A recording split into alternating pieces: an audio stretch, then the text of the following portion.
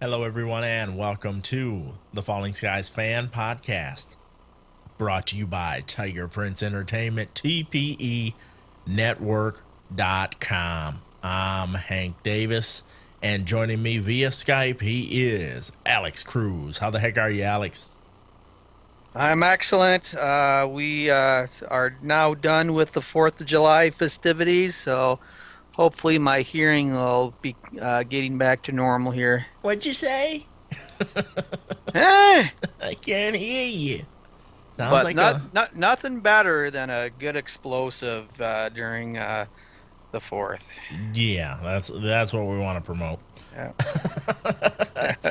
Alex, we did have some pre-show feedback. It's from Um, kind of last week, I guess you could say, All right, possibly the week before. bring But it it's just on. a quick email. This email says the death of Bressler was underwhelming to me because it seemed to devalue all the turmoil the character created on the show. He's a trigger happy character who wanted revenge on Skitters, staged a military overthrow of Charleston, and then dies in a plane crash with a stick through his belly. Shouldn't that have been and he shouldn't have been in the plane to begin with, which we agree with that. We talked about that. Yeah. I'm not sure what you guys think about this, but I'm not happy about his meaningless death, and this comes from Jennifer. So first off, thank you, Jennifer, for taking the time to email us. And I guess I didn't really think about it. We kind of just touched on it a little bit last week, but we didn't really go into depth about his death being meaningless. It, And you know what? Jennifer's totally right. We probably should have talked about this, but this was a character, a very loud character, and he ended up going out in a whimper. yeah. It's kind of like the Tasha Yar of the Fallen Skies cast, because if anyone got reference of that was a major Star Trek Next Generation character who kind of bit it. I think it was Oh, they were still in the first season or well into the second season of Star Trek The Next the Generation, and show's that's kind only of how it was. the show's only 10 years old, man. Spoiler, man. It's older than that. kidding, It's a kidding, 20-year-old show, so tough crap. kidding. Um, but yes, he should have had. I don't know. I thought he should have been I think mortally she's saying injured. there's more with the character that they could have done with, and she's absolutely right. And to me, why not have him like I suggested? Have him with like broken legs or something during the Pope and Tom episode, the search and recovery. Have him in the plane, broken legs. He can't go anywhere. You guys are gonna have to trek and get some help. That would have been a good way to get him out of the episode and let them have their moments, but keep him alive. Not Captured by Skitters or something. See, there's yeah, tons of yeah, I stuff mean, they could have. there's a lot you could have done with that. I agree. Okay. Well, Alex, did you want to give them the bad news that there's no rating so far? No ratings this week thus far, and as we're recording this, it is a Tuesday evening, and I apologize, everybody. There is no ratings, and I. It's funny how they have primetime numbers from last night already up, but when it comes to cable numbers, they have the latest they have are Friday's numbers. So I don't know if cable television ratings don't mean that much to them, or they're still celebrating the 4th over there. I'm not sure. Yeah, they could still be celebrating the fourth. But if people know well enough by now that if something happens between right now and before I post the show, I always stick it in the episode after the fact. Just like last week, I stuck in the fact that Fallen Skies has been renewed for season 4. Alex, you said you were kind of surprised at that a little bit, were you? No, not at all. I know I kind of like uh, texted you or messaged you about that as soon as I found out, and I guess I wasn't expecting it to be to kind of know about it this early. So the studio must be really happy with the ratings they're getting. Again, a little bit down from last season, and last season, of course, was a little bit down from the previous season. So it's kind of making, I don't want to say it's making a steep downward spiral. It definitely isn't. It's just kind of a gradual, it's a gradual down slide, I guess we could say. And I wonder why that is. Because I thought it did some things correct this season, right off the bat, and then it started to slide. You know what? I think all episodic TV is like that. I'm not entirely surprised by that. They'll start strong and then just weaken just slightly, and that's. I don't think I've seen one episodic drama TV show that really has kept its ratings, like grown in ratings. NCIS.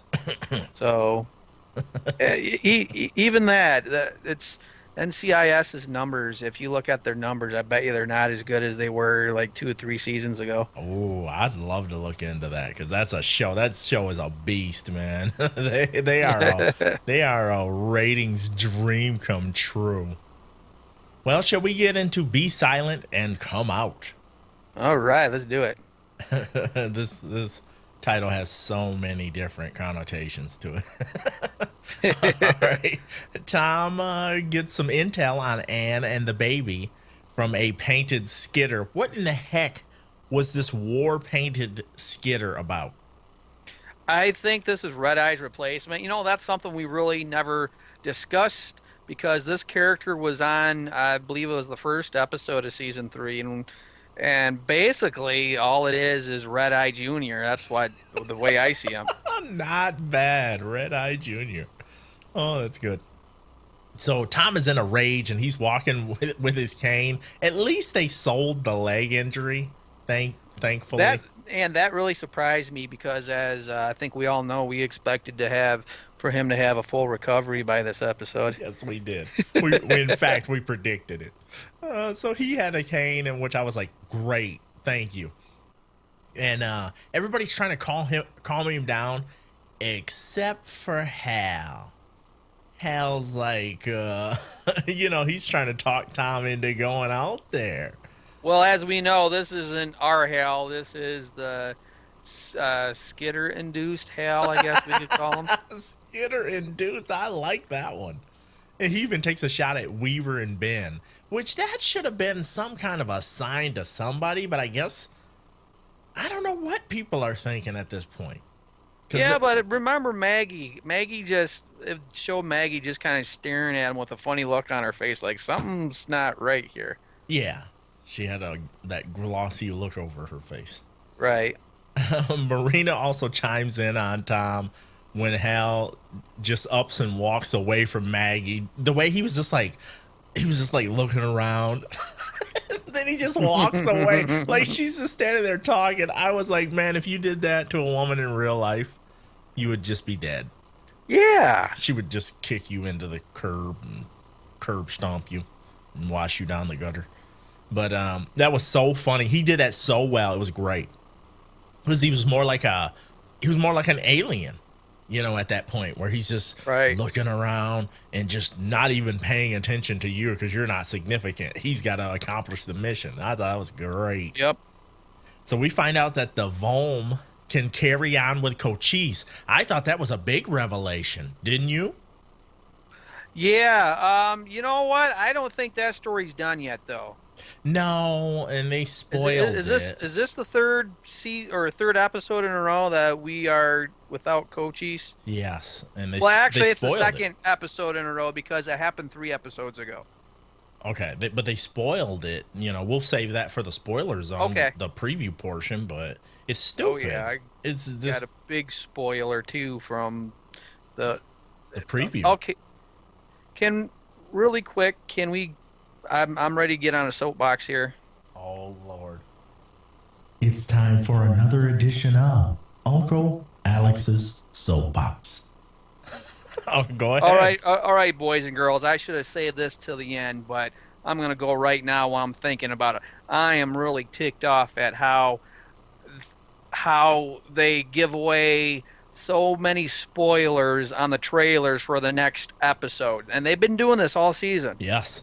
You don't do that. That's a naughty, naughty no-no. So, Uncle Steven, stop it. I'm not impressed. I am not either. I think it's ridiculous. You suck the life out of any possible drama.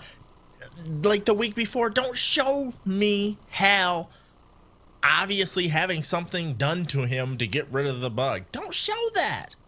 Leave me guessing. Leave me wondering. Show some irrelevant stuff like every other show on TV does.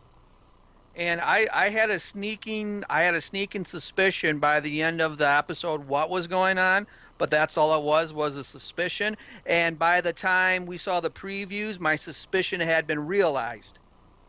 Oh, that's so annoying. And it's like, ugh. So Frustrating. okay, I'm off my soapbox now. Sorry. Okay. Well, I love that. But you know, they've never really laid out the structure of the Volm or anything, and I think that's still kind of questionable. yeah, it's just an oversight to me that you could easily have corrected. But And I think the only thing I don't like about this season is that the Volm haven't made a more of a influence, more of an appearance. Yes. We see a major appearance the first episode, and other than a couple Cochise appearances, that's basically it. yes, you're right on the money there. All right, Marina, she admits what she did last week when she consulted Dr. Kadar. We got some awesome email about that too. I think it's in the spoiler zone though. Okay. Then Hal shows up and he knocks Marina down and takes Tom captive. I wasn't ready for that because he's like, I'm going to take you to see Karen. And I was like, I wasn't ready for the show to turn like that. And You know what? I think a jarred lot of me. us were expecting it to happen at least halfway through, but Yes. no, it started within the first 5-10 minutes of the episode. Which I love that. Because it was like they upped the pacing, like, come on, let's take you on a ride. And then, I'm sitting there thinking, okay, he gets him in that Hummer. They're getting away. They're gonna take him to see her. This is gonna be something different or whatever. Nope. Maggie unloads with that big turret, takes that Hummer down, and Hal has that gun to Tom, and we have ourselves a little bit of a standoff. And that's when Maggie's like, I should have told you guys, about Hal. She was thinking to herself, like, Yeah. I screwed up. So I'm trying to fix this and stuff, trying to keep it contained. But that was a good start to the episode. I personally thought. Do you agree? Yeah, I mean, they got it off the get-go, so you know what? I know I was saying before, it's like I'm hoping this episode we're done with the mole business. Yeah, we were hoping that, weren't we? And so if I could call this episode anything, I'll the name of this episode in my mind is Red Herring. Okay. Red And herring. I'll explain more in the spoiler, In the spoiler zone. Okay. right? All right. Because I don't want to ruin anything, because like I said, the trailer kind of Messes us up. confirm my suspicions. So Oh. So Hal wants to know, or alter ego Hal wants to know about the device the Volm are building, and that's no shocker. That's the big Right. talk of the town and stuff right now. But my thing was, how come he never made an effort to go down there to where they're at?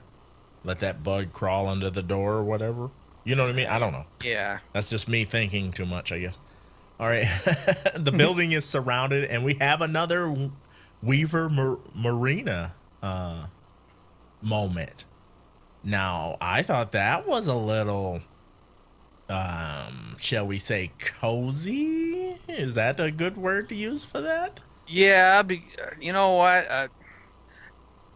Nah, I'll wait to this. Yeah, I don't want to spoil anything, and he is. I just- He is spoiler conscious now after I am. after Mike went up one side of us and down the other.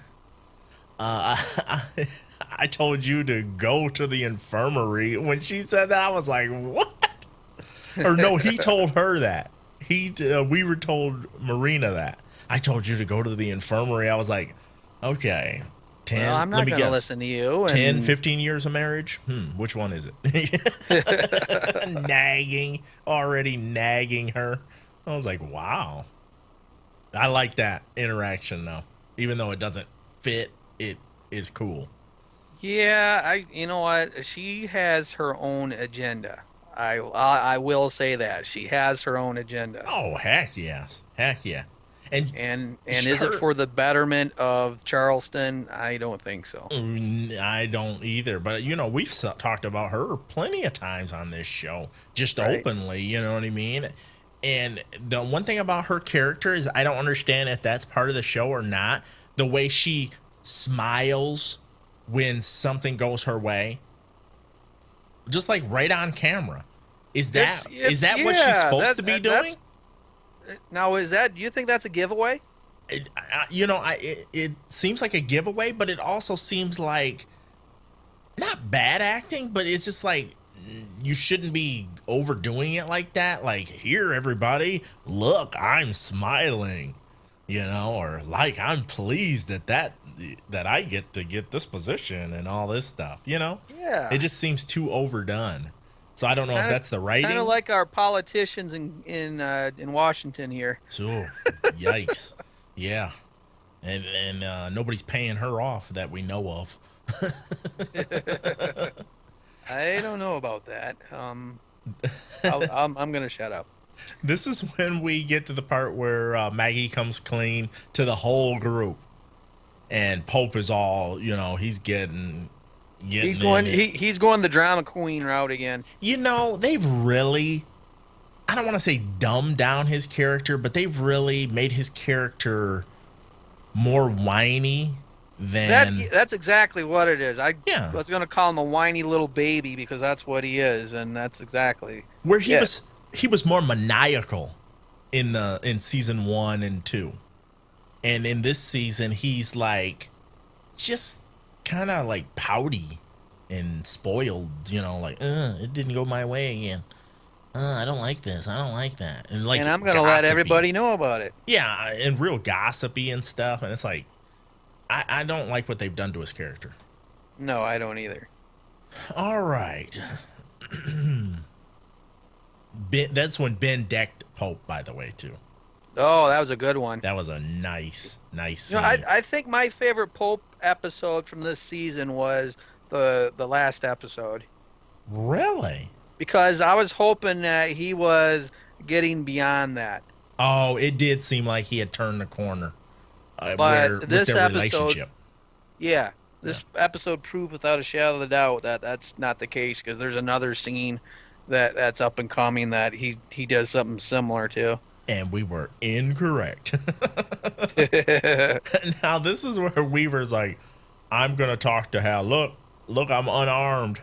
And Marina's like, don't you get yourself killed out there. I'm like, oh, isn't that special? Is she one of the bears now, Mama Bear now? Probably.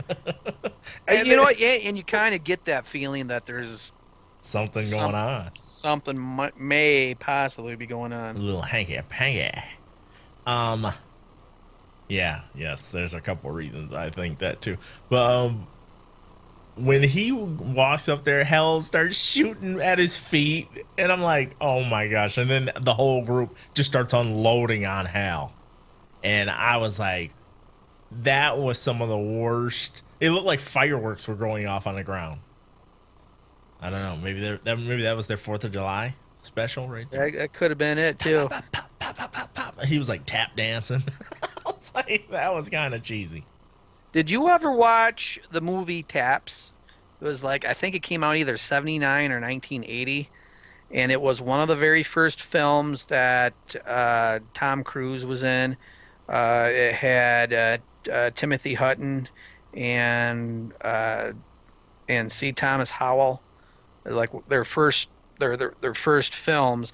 And there was what it was a military school or academy that decided that their taking over, and so the military gets in there, and there's gunfire, and there was a scene in which Tom Cruise's character has a machine gun of some sort, and he's firing away at the military, and they just light that room up.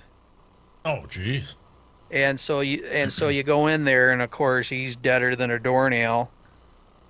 And you were expecting the same out of this scene. That's kind of where I was expecting out of this, but no, it did not happen. And then Weaver's like, okay, I'm going to give you the Humvee. All right? Yeah, baby. And that Ben is like, I think I can get in there.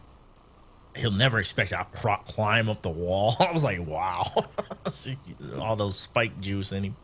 And then that's when Maggie's like, I want to go in too and stuff. And then Pope's like, hey, how come if anyone else did this, they'd be full of lead by now? We would kill them. See, here we go. This is the whiny baby Pope. Like, shut up, Pope. And that's when Weaver dismisses Pope. He's like, go. Get out of here. But Tech stays behind. So ever since that whole incident of Tech shooting the big man, I think that Tech is just partially a berserker and not a full-fledged berserker anymore. Because Marina's like, hey, Tech, are you going to be able to pull the trigger if necessary? And he's like, yep, I can do that. And well, another thing too, I think Tech is the new Die. He is. I mean, this is the most I think we've seen Tech talk in I don't know how many episodes. How much talk can Tech talk if Tech could talk? Tech. Yeah. So, and then Marina's like, hey, Weaver, I will relieve you if you can't make that split-second decision to take Hal out. I'll relieve you of your position. I'm like, ooh, not everything is rosy in Happyville. I was waiting for him to respond by, I'll have all these guys arrest you right here on the spot. That'd be awesome. But he disappointed me by not having a good comeback like that. No, he had nothing. That's why you can tell they're going out. He had no comeback whatsoever. Anthony shows up in the Humvee, and Weaver makes it clear that Tech is not to shoot Hal. You hear me? You don't shoot. I'm like, right. Okay, buddy. But Anthony showed up with that Humvee very quickly in television time, even though Weaver said it was going to take some time to gas it up and stuff. yeah, that didn't take long. And Next scene. Anthony actually had some speaking parts, too. Wow. So, whoa.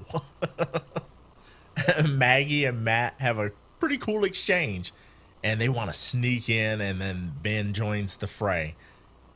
So I thought that was a cool little Marvel team up, if you will, where you have... Well, Matt says, you know what? I know exactly where to go. I've been through those sewers, so I could get you guys in there. And I thought that was kind of cool. It was very cool that he knew how to get in there. And also when Weaver pointed out Hal picked an excellent place to take Tom because he's got a clear line of sight like that. I thought that was really cool. Two things that were really well point out. I thought that was awesome. All right, Tom is trying to play mind games with Hal. And you could tell instantly that what he was doing, probably because we follow Revolution and we're so familiar with how Tom on Revolution can manipulate people with his words. Mm-hmm. And so it's kind of interesting that Tom on Falling Skies is trying to manipulate people with his words.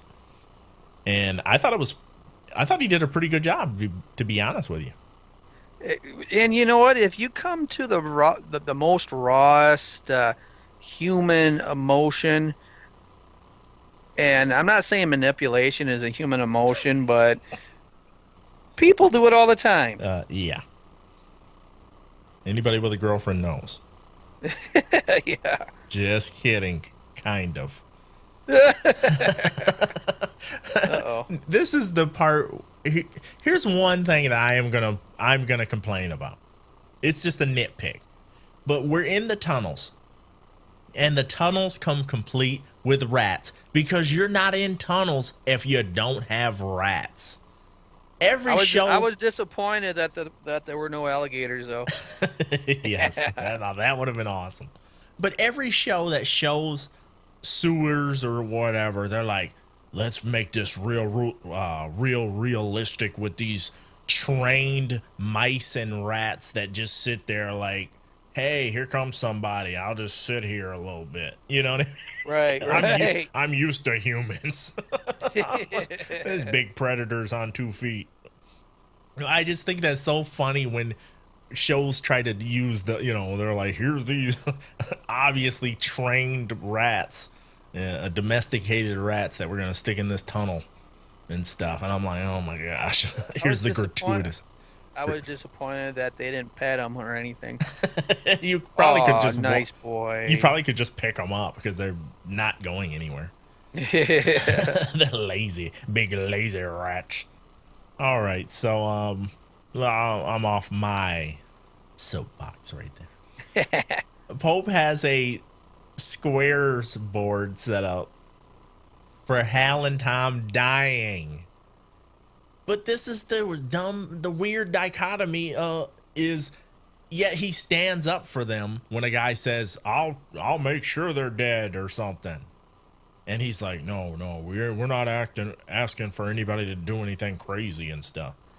The whole situation makes no sense to me. You know? Mm-hmm. Because you're playing that as a game, but then on one hand, you don't want anybody to do anything. And these people are all charged up anyway. Right. I thought that was a dumb scene, to be honest with you. What'd you think? Yeah, it's, you know what, this episode was filled with quite a few of them, in my opinion. Bad scenes? Yeah. Yeah, there was some nitpicky bad scenes. And I think I was expecting some type of huge revelation in this episode, and I didn't get it. Oh, okay. Yeah. And so now with Hal doing this, everyone is saying, oh, Hal must be the mole. Yes, and even Hal pretty much says that. Yeah, Hal says it. So, and folks, you know what? This is why I want to call this episode Red Herring. To me, it was too obvious. Right. And that's why I'm thinking, my gut feeling this isn't the case. Okay. Now, this is when Hal is kicking Tom's leg, man, and starts playing mind games right back to him. Man, when he smashed his leg, I was like, oh, that was pretty brutal. I love that. And then Tom's just trying to use anything he can. And what a smooth way to bring it in when he was like, well, your mom thought you could be a fighter pilot. It was just enough to pique alter ego Hal's curiosity. Exactly. He's trying to get the old Hal to come out. And you know what? This was brilliant. And, you know, because just imagine if we were in some hostile situation and I was like, you know what, Alex, I always thought that you were going to be a reverend. You know, you'd be like, well, you'd just stop and be like, well, why? I just need to know before this escalates. Could you tell me why you said that? I just thought that was awesome that he was working him like that because it's realistic. Yeah. And then that's when alter ego Hal is wrestling with real Hal internally. And he's freaking out. And he's like, I'm going to shoot you. Nope, I'm just going to shoot myself. I was like, oh my goodness, he's nuts. And then that's when Matt and Maggie come in. And did he make it convincing that he was going to shoot Matt or what? Because I thought he was going to take his little head off. Yeah, you see, the whole point of all of them in there, these are the people who, they're close with Hal, and they believe, without a shadow of a doubt, that they can bring the old Hal back. Yeah, that they can talk some sense into this guy. And he's still flipping out, and that's when Ben comes from behind and grabs him, but he still discharges the gun, and I didn't know if if he missed himself or if he shot himself when it first happened. Were you able to tell immediately what happened? Now I saw it, and I don't know, it seemed like he may have fired when he wasn't pointing to himself. That's what I kind of thought at first. Okay. And then how come nobody really noticed that Maggie, Ben, and Matt left down, the perimeter team and went into the sewers or just left in general? You know what I mean? That nobody ever really said, hey, where'd those guys go or anything like that. And with that being said, how is the security in Charleston after that? Yeah. If Matt knows where to sneak in and out, that's good point.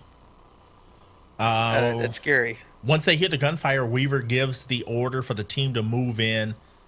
And then we find out that Hal he's still breathing. He's still alive. And isn't it ironic that Pope instantly knows Hal's condition and sets up a new square board? I mean, news travels pretty fast in this Charleston. So Yeah, it's like a little tiny small town. Everybody knows everything. And so here's Pope kind of taking advantage of the situation by trying to make some money. which money is useless in a destroyed world, in my post-apocalyptic world, come on. in my opinion. But news travels fast, and then we've got to make money off it. Sounds a lot like television. All right. Weaver shows up and is teed off. He comes to Pope's establishment, and he's pretty teed off. But you notice how quiet it got? Yeah. As soon as he got in there? Yes. And he just orders a couple drinks. And then who on earth did not see Pope pull that gun out? Because I saw Pope pull that gun out and have it by his side. And as he's talking to Weaver, he's got that gun down by Weaver's belly. And I seen it the whole time. But then at the end, Pope lifts that gun like, I was ready. And, he has and uncocks it. And I was like, I saw the whole thing. How did Weaver not see that you pulled that gun on him like that? Because I don't think that would have went over well. I don't think Pope would have had the cojones to do anything like that. He always carries that big old gun, but he don't kill anybody. Yeah. And then this is the part, like I said, the board stuff didn't make sense because he always goes against it. So this time he's like, hey, Lyle, why don't you go to the infirmary and make sure nothing gets out of hand. You know what I mean? Like, I'm being a jerk, but let me try to clean up my mess again anyway. Or let me try to be good, too, at the same time. It doesn't make any sense. I think one thing that disturbed me most about this scene was that Dan Weaver, an alcoholic, had a drink. He had 2 drinks. He had 2 drinks. I don't know if anybody else caught that, but as we know, that character's an alcoholic, and for an alcoholic to succumb to drinking like that, it's just a sad state of affairs. Well, that was a stressful situation because any way you go, it could have went horribly wrong and still could go horribly wrong. Right. So Dr. Lourdes gives us a full report, and then we get another update from Painted Skitter. I'm just like, okay, we've got this little device that you can use to get rid of the bug. Now, how come the Volm didn't help them on something like this? How come the Volm don't do anything in this show? Yeah. I don't know. I'm sorry. Marina is talking to Tom by the Liberty Tree. Man, there was a lot of tags on that tree. There was a lot of tags on there. And pretty soon, the branches are going to start touching the ground because it's so heavy. It is heavy. It's very heavy. So Hal is strapped down, and he's asking Maggie to get him out of there. And I was laughing so hard the way he was lying. No, the bug is gone. They're going to kill me. They're going to kill me because the bug's gone. You heard what they said, man.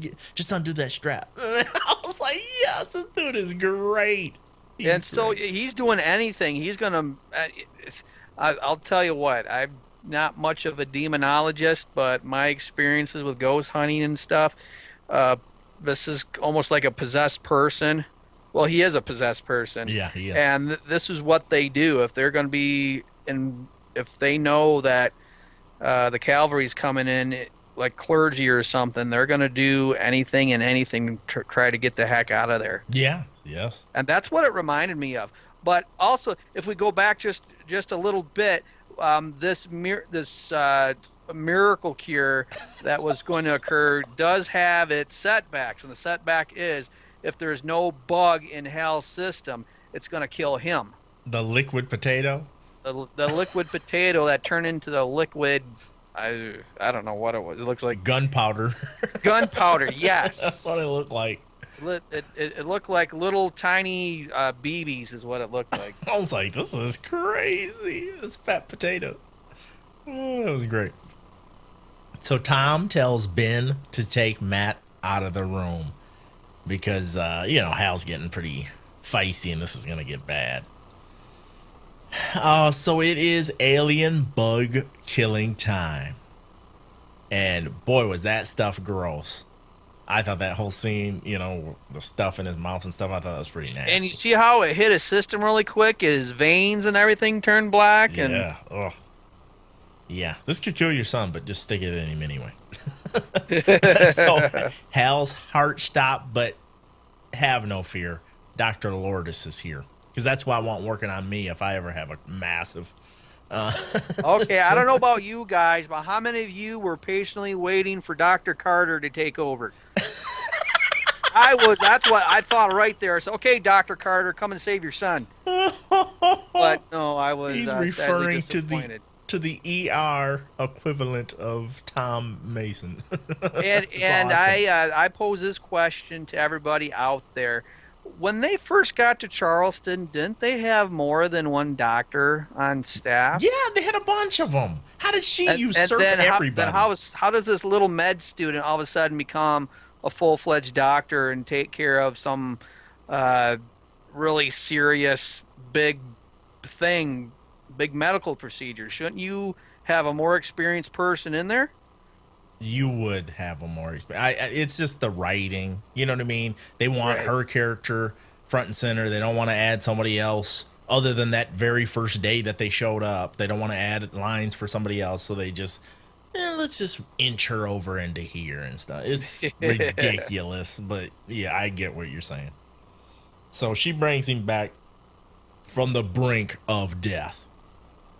So instantly Hal comes to with Maggie on his chest and Tom is right next to him.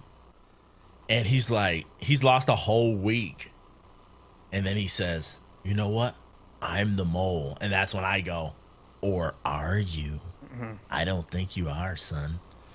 Tom says he's going to get Anne and the baby.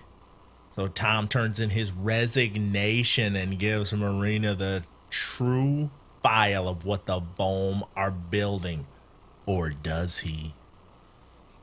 Could we be seeing? Ooh, could we be seeing the first good. female minority president? That is like a 2-for-1 right there. Here comes the press. Here comes the press. Now, I thought that was a stupid move on his part because, too. I said, there's more to her than we actually know, and hopefully it'll be revealed sooner than later. You should have said there's more to her than meets the eye. Transformers. Oh, Transformers. There we go. Come on, man. Us 80s babies have to stick together. Hal says his goodbyes to Maggie, and it's time for Team Mason to saddle up. Okay. Let me run through the rest of this, and then I have to bring a couple of things up. Tom wishes Weaver would go with him, but Weaver's like, I have to stay behind. That's where my woman's at. No, he don't say that, but that's what he should have said. So the Masons are riding off, and Pope making wisecracks. He's making wisecracks, about them Masons, and right. Marina is being sworn in as we go off the air. But here's what I want to know. So all the stuff Hal caused, I understand we're in a post-apocalyptic world, but you don't have to pay for your crimes. You know what I mean? You just are like, well, the bug made me do it, so I don't have to pay any crimes or anything like that. And you know what? Pope was right. Pope was right. Hal got off scot-free. Yeah, he did. And I was just like, at least he pointed it out, because I was just sitting there like, you know what? That makes 0 sense. And I think we have an email that is going to tie right into that. Awesome. Can I go right into it? Let's get right into it. All right, here's a little feedback. Hi, guys. Is it just me, or are you wondering as well?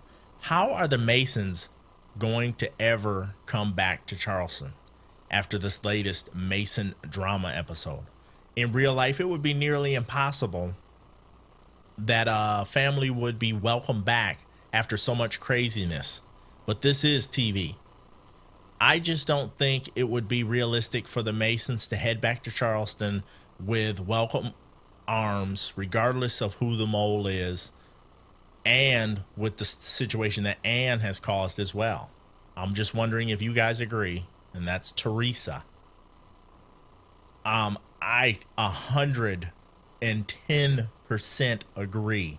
It's just not plausible, is it? See, if this was real, Hal would have been arrested and put on some type of a trial. Yes. And And as then far you- as we know, that never happened. And if you It never find will. Anne, the baby, it's well known that the baby is different. That they're not gonna accept that in that place. You're not the president anymore. You're not gonna get any stuff. You know what I mean? It's almost like they can't come back there. Right. You know, it's just I don't know. I don't get it. I guess it's just a way that the way that it was written is just not that plausible. But I'm also going to be contradictory when I give my rating of the episode. But you want me to go into the other the non-spoiler feedback? Yeah. Okay. Ion Throne, get it? Game of Thrones instead of Iron Throne. Ion Throne, get it? I love that. Nice. He's on Twitter. He's awesome, actually. The Underground Doctor is a do-it-all Paul MacGyver with agoraphobia issues. He's got a crackpot theory. This is just a theory. This is not a spoiler. He don't know anything. I don't know anything. Nobody knows anything. This is just his crackpot theory. For the Volm weapon, after Cochise mentioned the flower, how about a terraforming machine to restore the planet? I think that is an awesome theory. Okay. It's an Yeah, interesting theory. There we go. Had to give him I his think due. one thing that'd be interesting is to see what this weapon actually does. I What if it think that's was what that? everyone's waiting for right But now. what if it is a terraforming machine? I think that'd be cool. Because everybody Yeah, thinks but that. if it is a terraforming machine, it's going to change the landscape of the Earth, and Yeah, but it could be for wouldn't the it be better. more of a terraforming thing toward to be more substantial to the Volm home world than it would be to Earth? I think, what if they said, this is our gift to you. We're going to restore your planet to the way it is supposed to be. That would be, Okay, I think that'd be awesome. That'd be, Yeah, I think that'd be a great thing too. and then they flip it on and everybody's like, oh, I thought it was going to kill us. Whoops. And it restores all electricity. That'd be so cool. It does everything. It washes clothes. It does it. No, I'm just kidding. But I thought that was an awesome theory, man. I've never thought of that. I thought that was pretty good. Shall we get to Mr. James for the last email? Oh, definitely. Non-spoiler email, anyway. Hey, Alex and Hank. Just for a change, everybody likes a bit of variety, which is why nobody is liking this week's episode of Falling Skies. Hey, script writers, are you guys asleep at the wheel or what? Not an original thought among you. Ooh, ouch. Unnecessary roughness, James. Yeah, that's been going on the last couple issues, though. He's absolutely right. Some bits are great. Pope is awesome as the voice of reason and holding the Mason family drama betting pool, but other stuff is a complete miss. What about Maggie's bedside manner? Don't worry. I'm sure either your dad or your brother will get killed. Maybe both. and what about the people in the bar? They act like they've been caught with their hand in the cookie jar. They did. They act like a bunch of kids when the Weaver came in there. They're like, ooh, Dad's here. Is the president / military leaders that are breaking all the rules to eat all the cookies. And this hostage stuff has all been done before to death. Try something new. Now it's a little late down in Melbourne, so I will tell you what I saw. Lordish drilling into an egg being held by another nurse. Go get a clamp or something. I did connect emotionally with Hal, though. I wish I could forget the last couple weeks as well.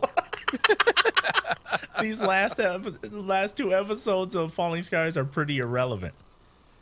You know what would be good? A flashback episode. Tom and Pope sitting at the bar. Hey, Pope, remember when we first met? Yeah, Tom, I do. It seems like only yesterday. But apart from all that, it's still really good. Well, I'm going to hit the sack. And thanks for the podcast, guys. Keep up the great work. Hope the weather is warm there because it's 2 degrees here. Woo.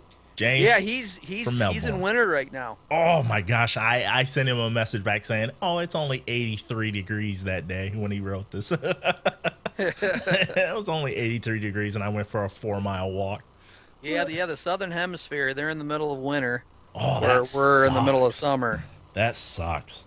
But their Christmases are awesome. They're summertime for Christmas. So we got to hand out the Stupid Mike Award, and then we also got to give our ratings. Okay.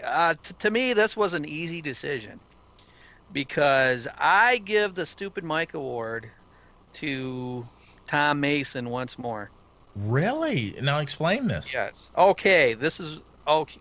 He gives up the presidency willingly to someone who I think doesn't deserve it at all and is going to do nothing but bad things. Okay. And I didn't think that was smart whatsoever. I was leaning towards Pope because of I'm going to do this betting, Pope, but don't do anything stupid. Hey, do you think he's gonna die? Hey, Lyle, go check him out. Make sure nobody does anything crazy. You know? Yeah, but Weaver says, but don't change anything. I thought that was stupid. but okay. No, I think it's. I don't know. I'd say Tom Mason. Wow. Bart. Okay. I guess we will. Would you give up the safety of an? Well, I know why he did it because he was going to look for his family, but yeah, and I think he's giving it to the wrong person. Yeah, just handing it over, no votes necessary. Right. I think she's a bad guy. She's a naughty woman. He's naughty. That's what Weaver says. All right, let's hand this award out. Tom Mason, please step forward. For your week in and week out stupidity, Tom, we must hand you the award of Stupid Mike Memorial Trophy. I don't know how many times this man has won that award. All right. Rating wise, Alex, this is a total contradictory of everything I've said. But I love this episode. I did. I was so excited. It started with a blast, and the mind games and the just the emotional stuff between the family was really good for me. I really liked it. Okay. I gave it an 8. I loved it. Now, I didn't give it that high, but mine was right around a 7 because I was expecting the big reveal of who the mole was going to be. Oh. And everybody just assumed it was going to be Hal.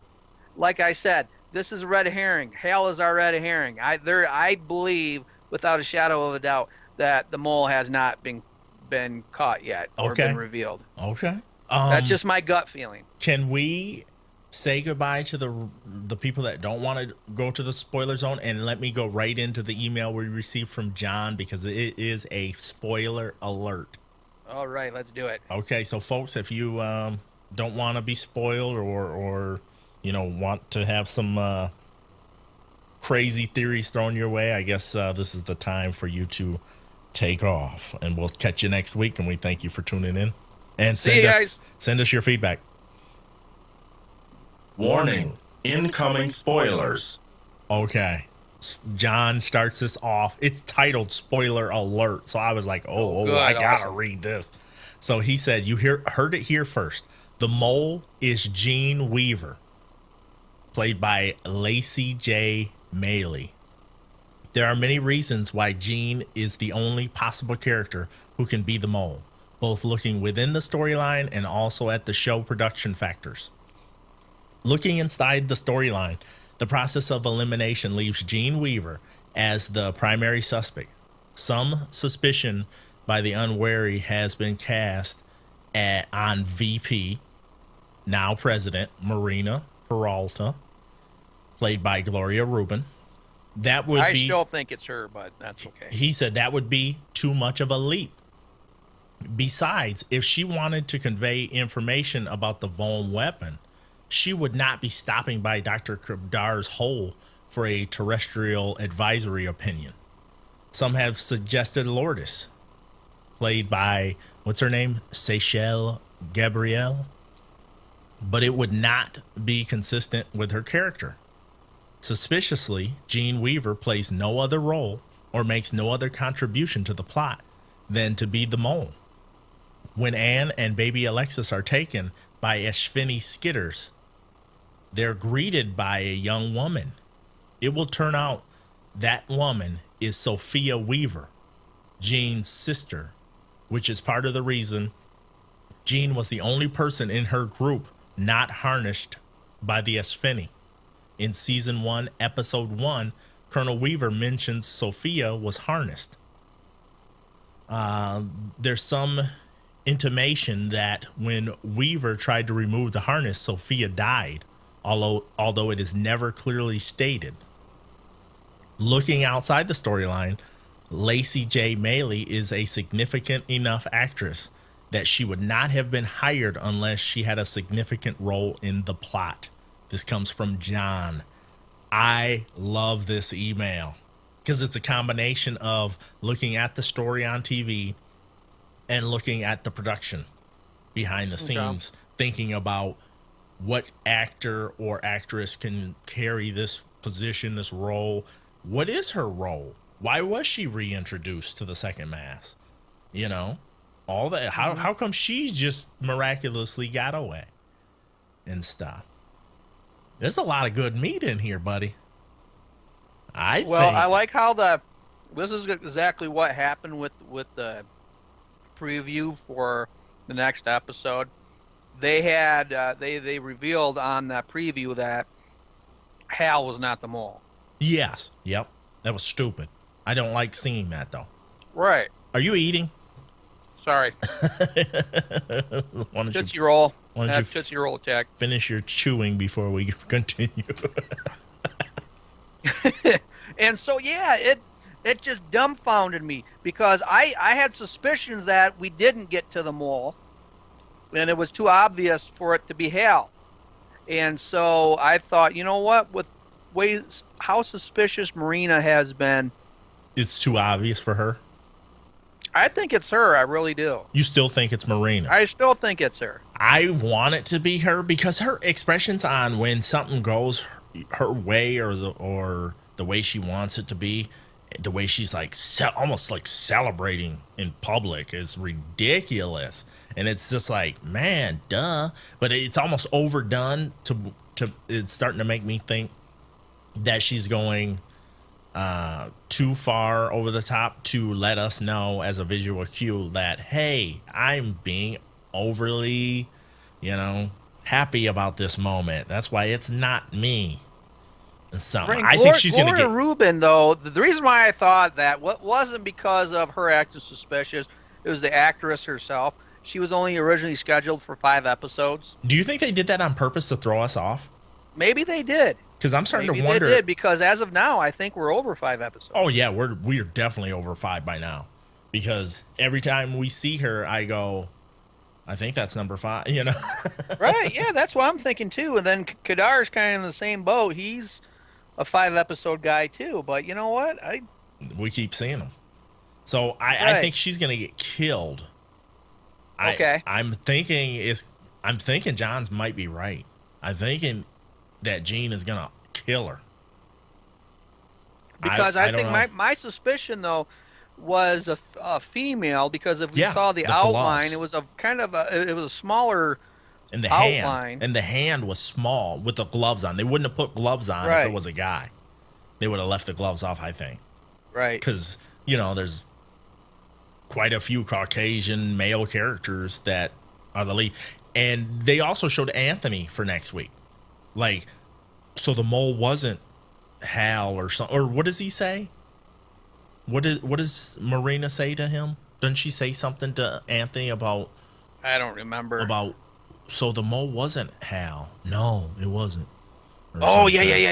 Yeah, Yep. she's something like that. And I'm like, oh crap.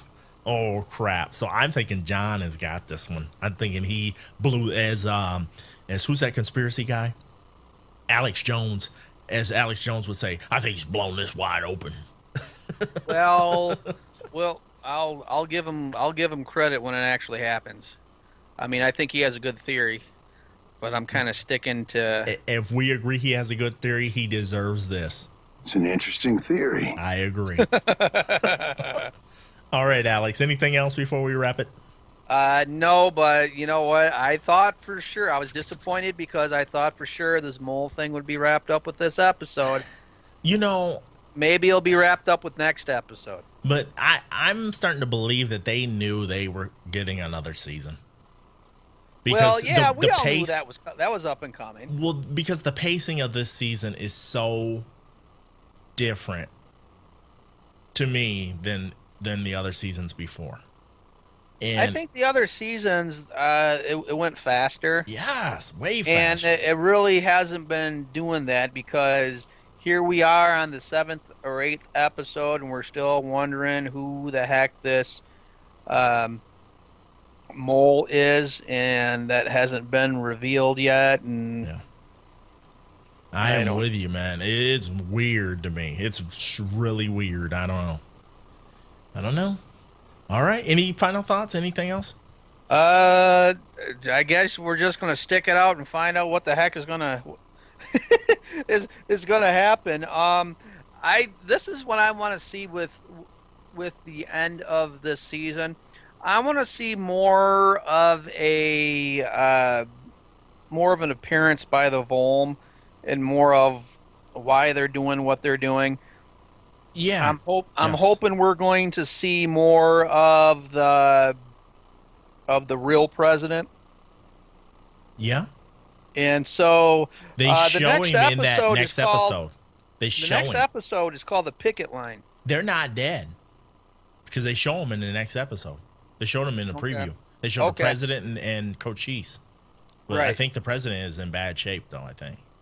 Okay, so we got The Picket Line, and we got Strange Brew coming up. Okay. Now, The Picket Line, that could Marina? that could allude to.